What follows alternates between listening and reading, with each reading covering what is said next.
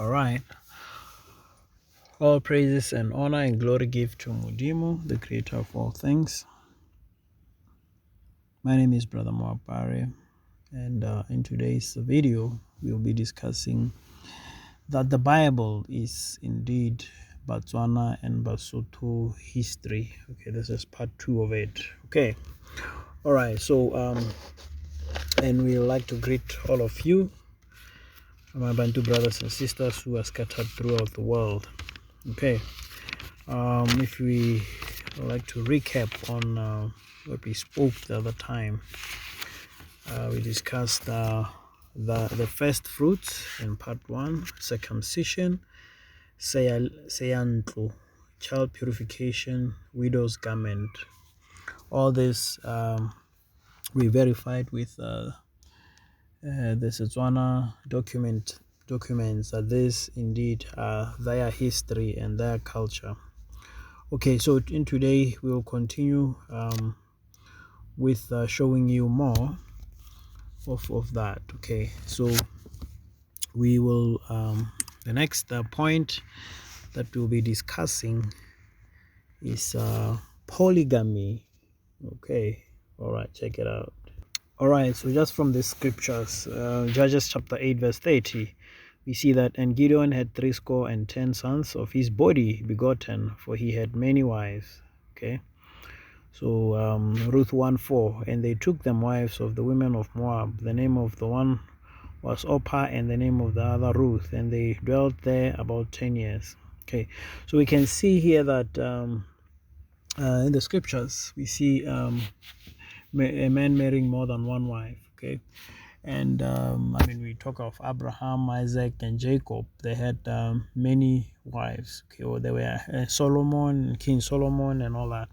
Okay, so let's look at the Tswana histories and see whether they practice polygamy. Okay, so mind you, as we go through this, you need to watch all the videos also. The videos that identifies the remnants, the holy seed. Okay, so they have to be peaceable people, as we mentioned the other time. Okay, where they are scattered, they should be fewer in number, as the Lord has have spoken about these things. Okay, and we spoke about many things, including the names, the language of these people. Okay, we'll even touch paleo, and we see the hopefully if God grants us a lease of life, we will also see, we'll convert, if possible, we'll convert those polio inscriptions back to the Setswana, to show you that indeed. And then because some of these inscriptions are proverbs, okay, Tswana proverbs, Tswana Sotho proverbs that are uniquely for these people. But okay, right now, let me show you the polygamy point that these people practice polygamy.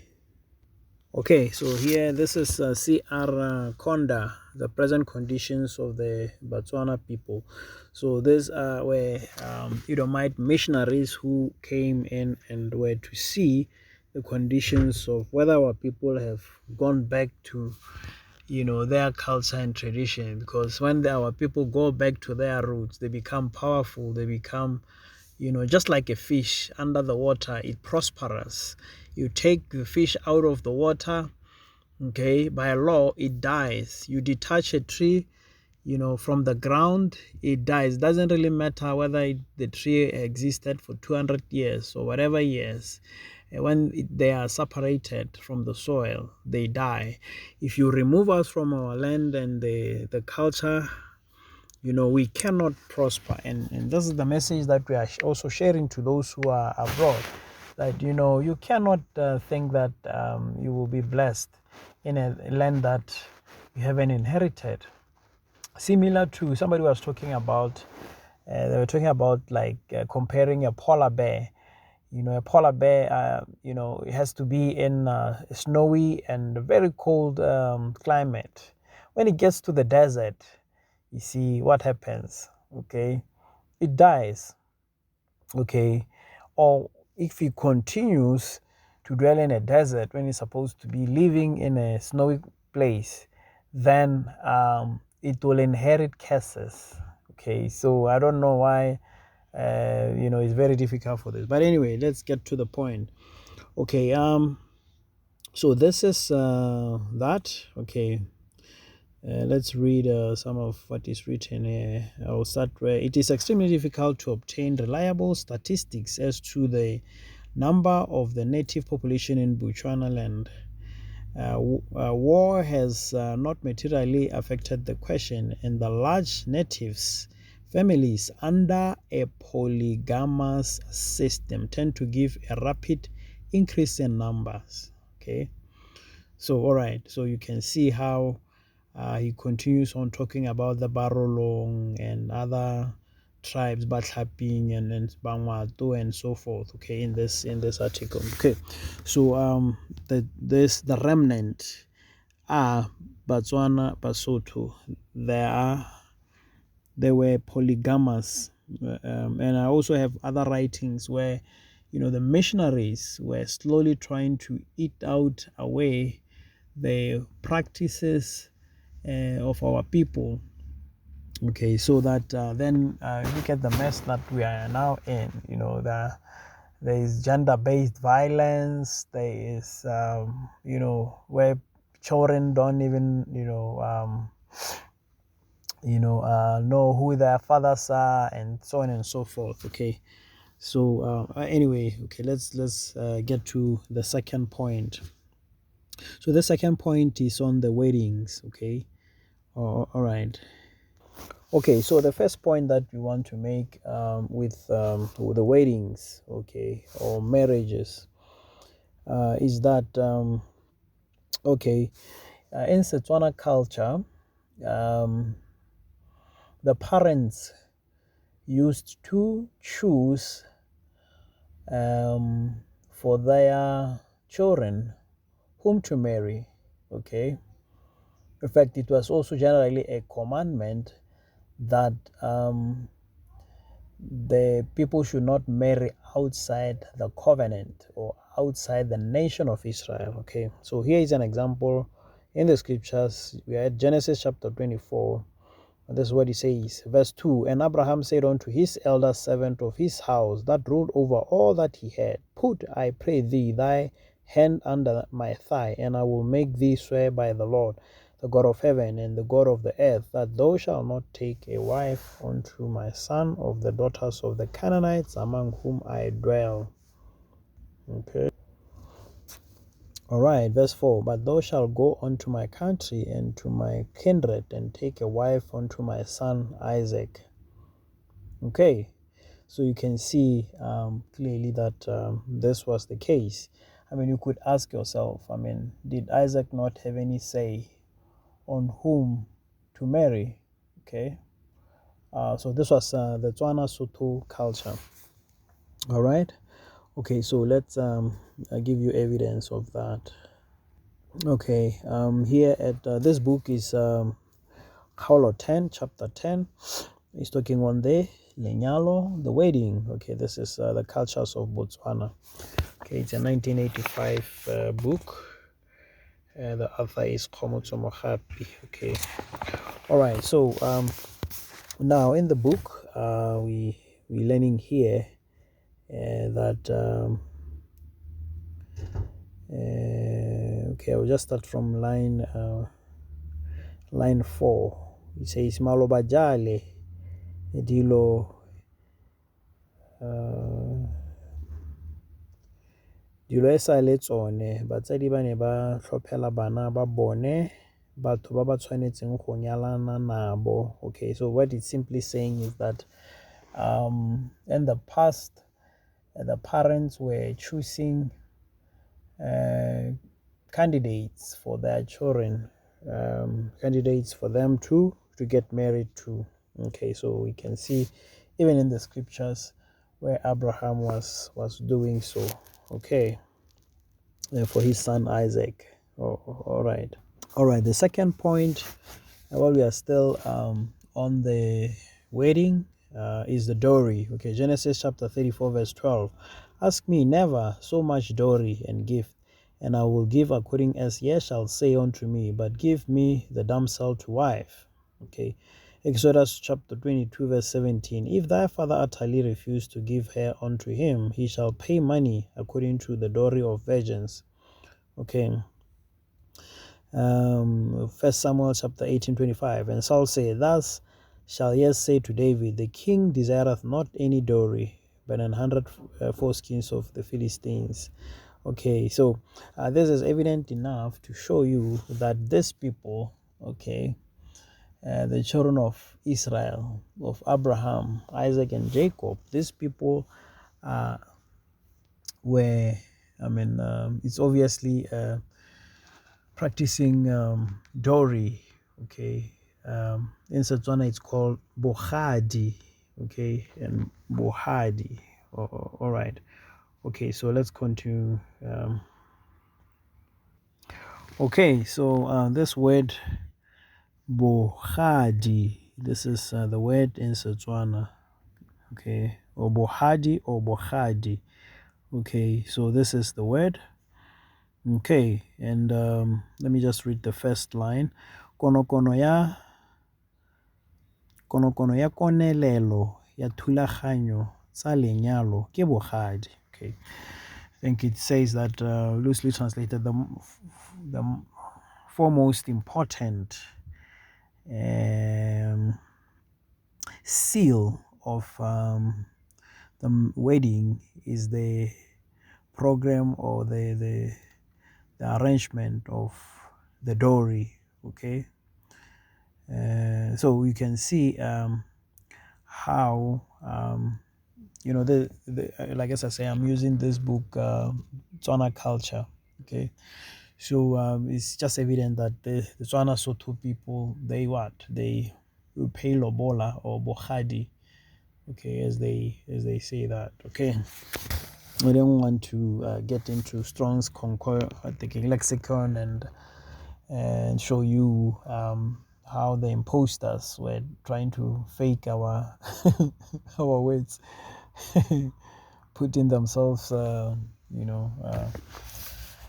trying to, masking themselves, masquerading, using our culture. But yeah, so this is the second point while we are still on the topic of wedding. Okay, all right, let's continue. Okay, all right, so the third point under the topic of wedding, we see that the wedding didn't just happen just one day and everything is done, and the guests are invited, the date is announced and everything is finished. Then one day you just come and eat and celebrate that particular day. According to the Tswana Sotho culture, the weddings was several days. In fact, we can read here. We have this example, okay, where we can see from verse 51. This is Genesis chapter 27, verse 51. The background is that this the elder servant of Abraham, when he went to, we call it patlo, okay, so to look for Isaac's wife to this family. This is what was happening. Behold, Rebekah is before thee. Okay, this is they are Rebekah's parents. Take her and go, and let her be thy master's son's wife, as the Lord had spoken. And it came to pass that when Abraham's servant heard their words, he worshipped the Lord, bowing himself to the earth. And the servant brought forth jewels of silver and jewels of gold and raiment, and gave them to Rebekah. He gave also to her brother and to her mother precious things. And they did eat and drink, he and the men that were with him, and tarried all night. And they rose up in the morning, and he said, Send me away unto my master. And her brother and her mother said, Let the damsel abide with us a few days, at the least 10. After that she shall go. Okay. And he said unto them, Hinder me not, seeing the Lord has prospered my way. Send me away that I may go to my master. Okay, so you can see here that it wasn't just for one day. Okay, it took several days for this wedding. Okay, all right. So let's give other examples in the scriptures. Okay, so here we are reading in Tobit chapter 10, verse 7. But she said, Hold thy peace and deceive me not, my son is dead. And she went out every day into the way which they went, and did eat no meat on the daytime, and ceased not whole night to bewail her son Tobias, until the 14th days of the wedding were expired. Okay, so this is evidence that indeed the weddings, according to the scriptures and according to Tswana and Sotho cultures, is not just one day and everything is finished. You don't just come and maybe as a guest and eat and you go away. There is the patro, okay, where you are. Patro means the process of looking for a wife. So this is um, what Abraham's eldest servant did for Isaac, Rebecca, when he went to look for Isaac's wife, Rebecca. Okay, so even today in the Tswana, especially Tswana and Sotho culture, okay, this part. So in fact, the government, what happens is that also that the announcement is made that these two people are getting married. Okay, it's called wapecha. Okay, or where you put up the announcement. Okay, and then there is a period of time whether there will be people who will be objecting to the marriage, or so if somebody say no, I don't agree, or no, but he's supposed to be marrying me, okay, or I'm already married, or whatever it is. So there is that period, but if within that period there is no objection, then there is ofolosa, wherein now the family, two families meet and celebrate, and the wedding is held out. So it's not just just that particular day of celebration. It takes several days to get to get the marriage thing. In fact, sometimes you go to the man's house and celebrate, and then another weekend you also may go to the wife's side and celebrate and all that. Okay, so that's about that. Okay, let's get to another point or another topic of these people. Okay, so let's look at the harvest. Okay, the harvesting time. What do they do? All right. Okay, so we are at Leviticus chapter 19. We will read from verses 9 and 10. And when ye reap the harvest of your land, thou shalt not wholly reap the corners of thy field, neither shalt thou gather the gleanings of thy harvest. And thou shalt not clean thy vineyard, neither shalt thou gather every grape of thy vineyard. Thou shalt leave them for the poor and stranger. I am the Lord your God. Okay, so we can see clearly that the Botswana people, whenever somebody has had a great harvest, and say other farmers did not yield enough, or crops in their fields, okay, there is this spirit of Sotho, okay, or the spirit of Africanness, the spirit of Ubuntu or Bantu, okay, that you share, okay. And so this is what the Tswana, Sotho, Bantu people do, that they don't just harvest everything and they share. In fact, this also is to do with if you look at maybe we'll get to the hierarchy, where we look at the the order that the first fruits, whereby you also have to give, to the king, the first fruit, and then after that you eat afterwards. I think in Setswana it's called molomo. Okay, that even in that year when your fruits, your harvest came first, you have to, as compared to, normally the king or the chief will, there will be a regiment whereby they plant for the chief, for the chief, and if your harvest comes up first and you yield the fruit first before the king, you just simply have to, take those to the king, and then later on you will eat afterwards. If you look at so there was this reverence. I mean, if you read there's maybe Elijah and the widower who, I mean, Elijah said, okay, let me eat first, and when I'm satisfied, then I will give you.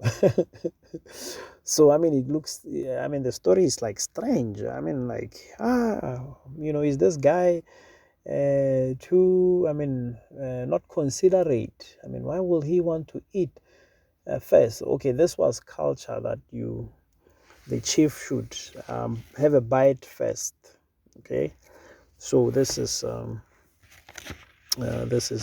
that. Okay, all right. So let me just give the last point. I think what I want to talk about is this last point, and then I will close this, and then we will discuss some the other part 3 next time. Okay, all right. All right, so the next point that we want to discuss is that the Tswana Sotho people, okay, they have collective justice. Okay, they have collective justice. So now, in this video, this is the city of Johannesburg, okay, Gauteng in South Africa. Okay, now this you have different, not only different groups of people, including the Zulus, the Xhosas, the Tswana, the Sotho, and all kind of nationality. And that is why no wonder if you read the Zephaniahs, the Lord is going to plunge out, okay, those who are not peaceable, those cultures or traditions or systems, as in like Sodom and Gomorrah, where there is fraud, you are hurting people who have done no harm to you. Okay, that is why these things are going to happen. I want you to watch this video, and uh, and then see what I'm talking about.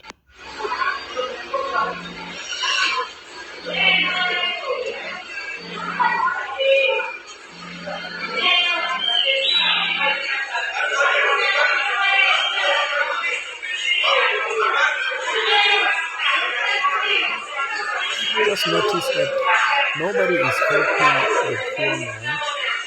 There is zero collective justice here. They just, it's as if it's in the jungle. So now the remnant are peaceable. The remnant have a collective justice. Okay, so we're gonna look at different scriptures to see that, to see just that. Okay, if you look at okay, Leviticus chapter 20 verse 2, again, thou shalt say to the children of Israel, whosoever he be of the children of Israel, or of the stranger that sojourn in Israel, that giveth any of his seed unto Molech, he shall surely be put to death. The people of the land shall stone him to death. Leviticus 20 verse 27, a man also or woman that hath a familiar spirit, or that is a wizard, shall surely be put to death. They shall stone them with stones, their blood shall be upon them. Leviticus 24:16, and he that blasphemeth the name of the Lord, he shall surely be put to death, and all the congregation shall certainly stone him. Okay, as well, the stranger, as he that is born in the land, when he blasphemeth the name of the Lord, shall be put to death. Okay, and the Lord said unto Moses, the man shall be surely put to death. All the congregation shall stone him with stones without the camp. Okay, so you can see throughout in the scriptures how the death penalty. Okay, so, and in Botswana currently we have the death penalty, and this nonsense that was happening in the Gauteng, it cannot happen in Botswana, because collectively those thugs could have been stoned or beaten up, even to the death. Okay, so that's the Tswana Sotho people are the holy seed. Okay, these Bantu people are indeed the children of Israel. Okay, I'll just pause here. We'll continue with some other points next time.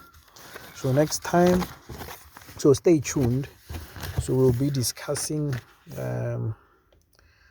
hopefully we will discuss, the burials. We'll discuss some of the customs, the even physical futures, if you like, the belief systems and all that. So there's quite a lot that we can discuss about. Okay, I hope that you have enjoyed this video.